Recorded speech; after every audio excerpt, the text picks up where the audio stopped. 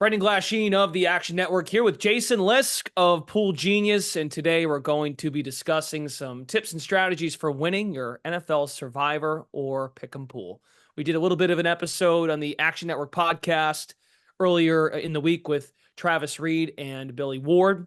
They did a fine job. Jason, we've had on during NFL season for college basketball, so this is a great time to get Jason's thoughts as well, just to be an additive addition additive to the conversation. That might be a better way of putting it. So Jason, for those that might not know who you are, because we do get a new audience every year, folks keep subscribing to our YouTube channel. We're live on YouTube. We're live on the Action Network YouTube, also in the Action Network app. Tell us a little bit about PoolGenius and yourself and your background. Yeah, PoolGenius, our goal is to help you win more sports pools. We have data and tools that you can subscribe to for a variety of tools, Survivor and football that we'll talk about today, March Madness, golf one and done pools, variety of things. And so I'm into all sorts of pools. I am content and analysis at PoolGenius. I do a lot of our writing, our work with partners, great partners like Action Network. I also do a lot of internal writing. You know, I'm talking to our subscribers, explaining to them exactly as we go through each week, like, here's why you're seeing this team show up as a good pick or a bad pick or a team we're fading, kind of explaining the game theory and strategy each week, answering strategy questions, things like that. So that's kind of what I do, and also talk strategy throughout each of our products. So yeah, our goal is to help win more sports pools. So as I mentioned, Travis Reed, Billy Ward, they talked about the key tenets of survivor pools in the NFL Survivor Pool and Pick'em Pool podcast. Again, you can find that over on the Action Network podcast, wherever you get your podcasts. Things like saving teams for future weeks. We discussed that. Paying attention to how your competition, it's your buddies, you know who they're fans of. It could be a work pool, whatever it may be. Know your audience. Know who you are competing with. Adjusting your pool size, again, varies based on where you're dipping your toes in. So tell us how, when it comes to PoolGenius and how they're impacting folks that are getting involved with these, how does PoolGenius incorporate some of those survivor strategies into what you do? Yeah, I think Travis did a great job of highlighting those key tenets. There are really three, I think, key tenets you have to pay attention to, and they often compete with each other in survivor pools. How likely the team is to win, how popular they are, and how much they're going to be valuable in the future. And unfortunately, teams that are really good at winning tend to be popular and also good at continuing to win. And so you're balancing a lot of those questions each week. And so a lot of what we have is our tools help you maybe make those decisions. They also provide data for you. I'm going to share with you some of what you'll see if you subscribe to our product. This is one of our tools called the Data Grid. This is our basic summary information. You'll see this each week. We also allow you to customize and set up individual pools with your rules, with how big it is, all that, and you get slightly different future value numbers in each specific pool because of that, because what a team's worth in a 100 entry pool is different than what they're worth in a 10,000 entry pool that's definitely going to week 18. And so what you'll see is things like this each week. We'll give you market odds, we'll give you our model odds, money line. These are an aggregate of a variety of sports books that we've measured and that we get updates on regularly. We get popularity updates. We get data from a variety of sites.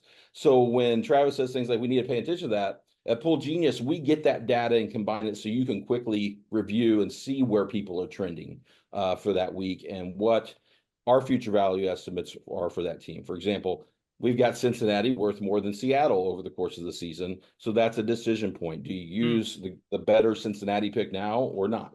And so those are things that our tools help you do. So, okay. So I got some thoughts here. So tell me about, I'm going to put you on the spot a little bit here. Yeah. So it says all the way far right column, future value. Yeah. I want to use Cincinnati, New England as an example, because I think as most folks are aware, as you're starting to dabble and get involved in your pools, the Bengals are the lone touchdown or greater favorite in week one. So would a 2.7 future value mean hold off because they would be better off using later in the season? Is that what that is getting at? Just to kind of give the audience a sense? Yeah. So that number, first of all, is kind of an internal, you wouldn't know what that number means other than for us to explain. It's just a number we come up with. I'm going to sort by that column. Okay. So here's that number, and you can see So good to know for everybody. You can sort bigger with this number. as well. Yeah, bigger number, better future value. It's basically like an additive of all the weeks. Like, so they may get a fractional point each week. And so what we're saying is Chiefs, 49ers, Baltimore, and Cincinnati are the most valuable if you go down that list. Whereas the teams with zeros are basically unlikely as we see things right now. Now I'm going to show you how that. I'm going to click to the season view tab so you can see this. So if we sort by week one, you see Cincinnati's up top, but you see lots of green. The green's highlighting weeks where that team's probably one of the top win odds options based on what we know now. Look at headlines and our power ratings projected out to the point difference for that week from the two teams and home road, all the stuff that would go into win percentage. And so, yeah, you can see Cincinnati has several weeks like this week. They play Washington in 2 weeks. They play Las Vegas in week 9. They play Carolina on the road, but still going to be probably a big favorite as long as Cincinnati's playing well in week 4. And so there's lots of options there, whereas you see some of these other teams, the green doesn't show up as much, but they're riskier this week. So what I would say is that number is not saying don't pick Cincinnati. It is saying think about whether you want to use Cincinnati or when you want to use them, because they will have value in the future. Okay. Excellent. I think that's a lot of good stuff. And we're going to use this this particular screen sharing option throughout the show to kind of help illustrate what you're getting at here. So I kind of already jumped ahead, but looking at this season, and you kind of already hinted at this by showing the future value tab already in those 4 teams that are definitely teams that have great future values: the Chiefs, the Niners, the Ravens, and the Bengals. Any strategy observations for this particular year that you want to jump into? Yeah.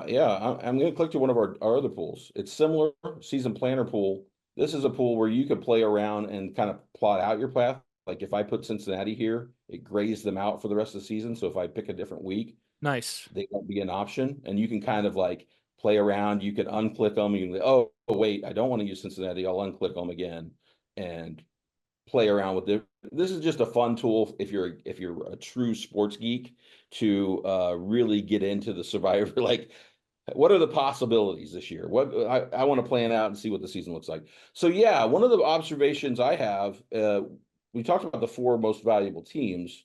You got your 2 Super Bowl teams. They've got good schedules. You've got the 2 AFC North favorites also have pretty favorable schedules, because you never know which teams will catch like multiple of the projected bad teams. But Cincinnati and Baltimore definitely have multiple good looking outcomes, good looking matchups this year. So here's what I would say I see. I see that all those teams are not only valuable, but they're going to be tempting early. Cincinnati right away. San Francisco right away, kind of with the Jets, though I think most people will probably save them. But then you look in week 2. I sort by week 2. Baltimore, Las Vegas, probably tempting. San Francisco and Minnesota, also tempting. I mean, you may want to use those teams, but you use all of them. Cincinnati again in week 3, the Jets and Cleveland.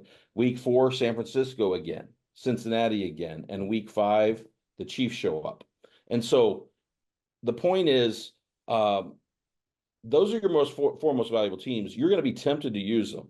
It may be justifiable to use a couple of them, but man, if you use all 4 of them by like week 4, week 5, week 6, you're going to be a world of hurt against all the entries, especially in larger pools that got through and didn't use those teams. You're going to be really hurting later in the season. And you actually made an astute observation. I want to point this out because I had jotted these in my notes and written about it. You mentioned a Tennessee New England matchup. You guys in the last podcast were talking about. Let me give full disclosure. Yeah, I'm a New England guy.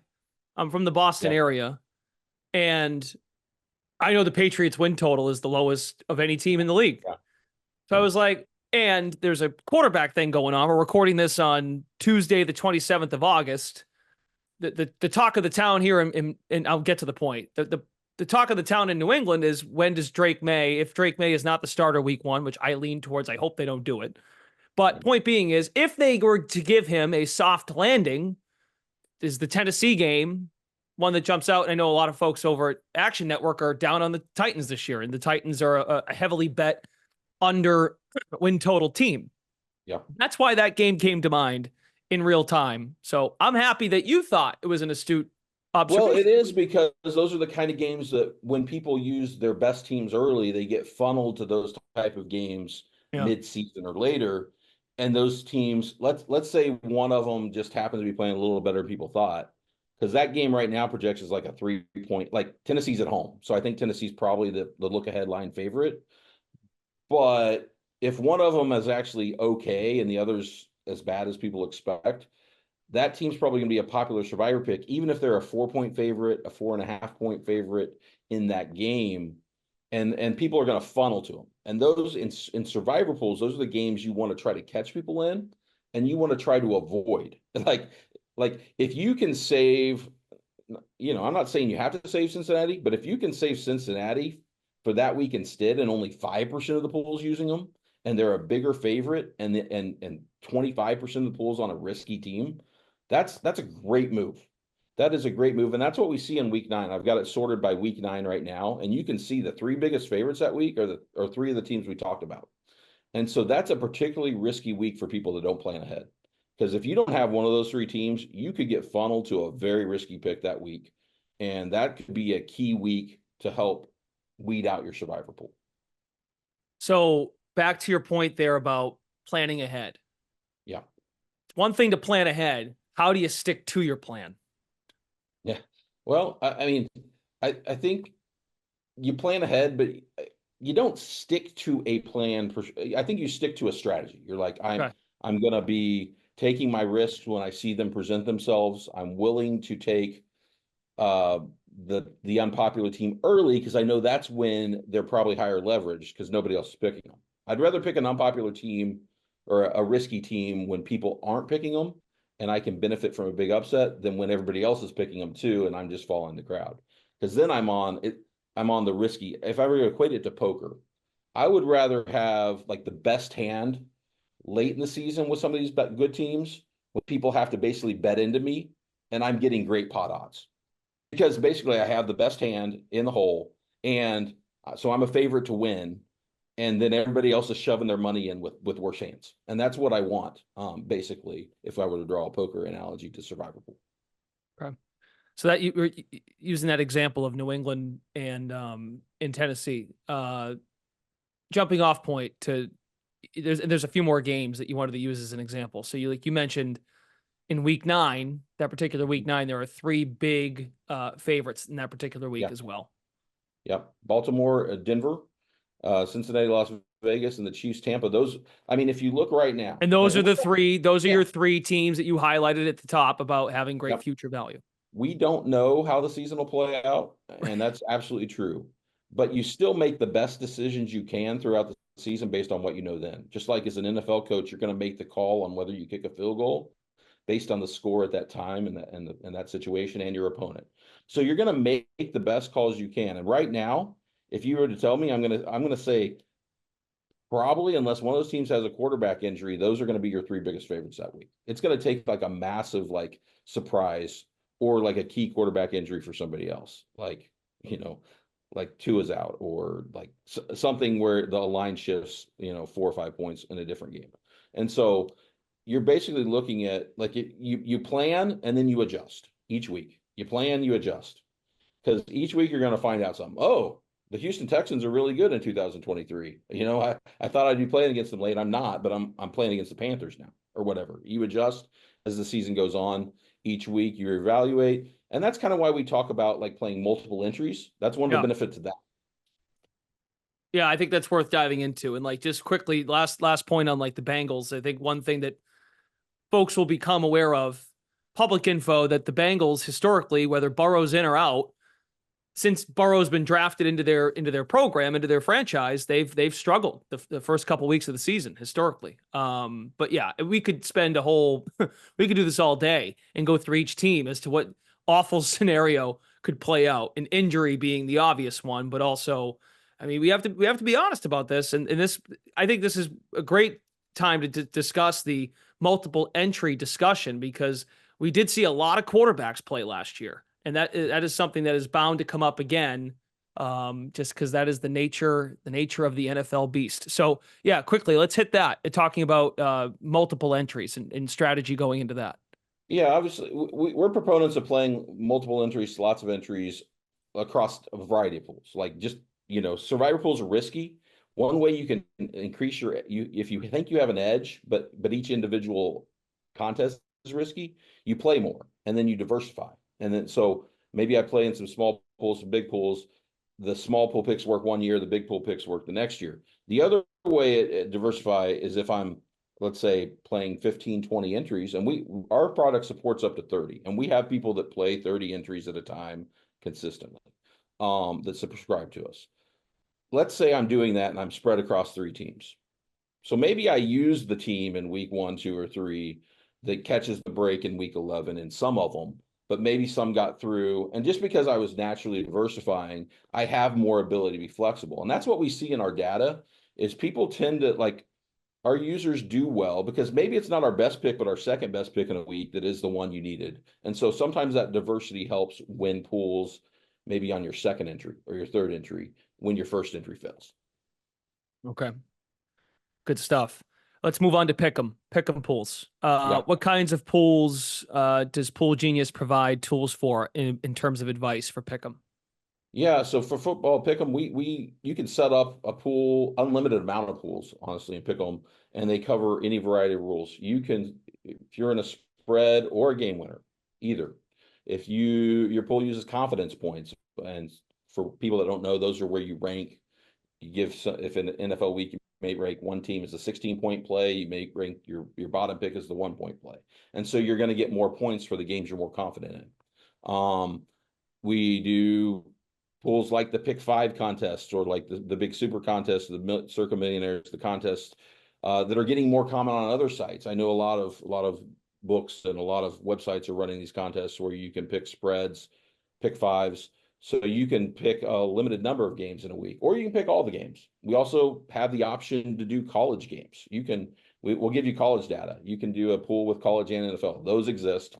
Basically, we've seen it all. And so we have all that. You can set it up. You get season long and you get weekly. And I know those guys talked about season long, but I think weekly is one that is an interesting one. And there's a lot of sites offering more weekly contests nowadays.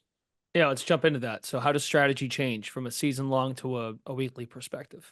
Yeah, I mean, I think they did a great job of hitting like some of the season long strategies. Like, you don't want to be too crazy in season long. You can slow and steady often wins the race in season long. Like, you don't want to be picking like 7-point underdogs consistently. You're gonna fall behind. In weeklies though, because in season long, like having a bad week can hurt you.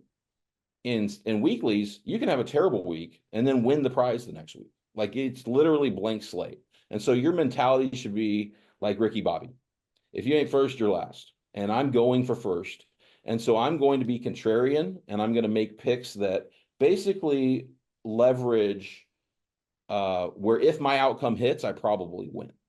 And so a lot of people don't think that way. Like, they'll follow the crowd and then they have to hit like the equivalent of a 10-team parlay because they're on all the popular picks. We want to hit 3 and 4 team parlays to win a weekly prize. We want to hit when we go 3-0, we want everybody else to go 0-3, 1-2. And so we separate in a 13-game slate and win the weekly prize. Makes sense.